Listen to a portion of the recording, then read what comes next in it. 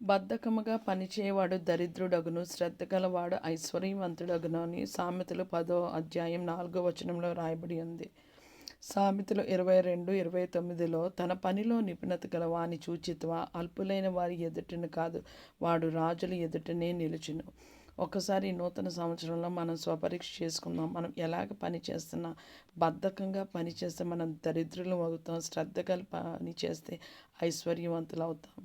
ఒకవేళ రక్షింపబడిన వారైనా, రక్షణ లేని వారైనా, విశ్వాసులైనా అవిశ్వాసులైనా, రక్షణ లేని వారికి దేవుని కృపలో దేవుడు రక్షణ భాగ్యము దయచేసి మన అందరము శ్రద్ధగా పనిచేయలాగున దేవుడు కృప మనకి అనుగ్రహించలాగున కృపా సింహాసనం మీదకి సంయోచితమైన కృప కొరకు వెళ్దాం.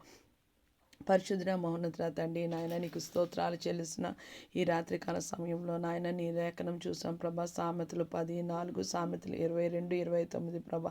బద్ధకంగా మేము పనిచేస్తే దరిద్రులం అవుతామని ఉన్నది ప్రభా. తండ్రి నాయన మేము ఎవ్వరము బద్ధకంగా పని చేయకుండా ఉండడానికి ప్రభా, మా ప్రభువుకి మేము పనిచేస్తున్నట్టు శ్రద్ధగా మేము పని చేయడానికి, మేము నిపుణత కలిగి ఉండడానికి, రాజుల ఎదుట నిలబడడానికి ప్రభా తండ్రి మా చేతి పనులు అందరివి నాయన ప్రార్థనలో ఏకీపిస్తున్న వారిని ఏకీపించలేని వారిని కూడా నీ కృపలో జ్ఞాపకం చేసుకొని సహాయం దయచేయమని నూతన సంవత్సరంలో ప్రభా మా ఆలోచన విధానాన్ని మార్చబడును గాకని పలుకుతేసే కృపగల నామమున వేడుకున్నాం తండ్రి. ఆమేన్. షాలోమ్.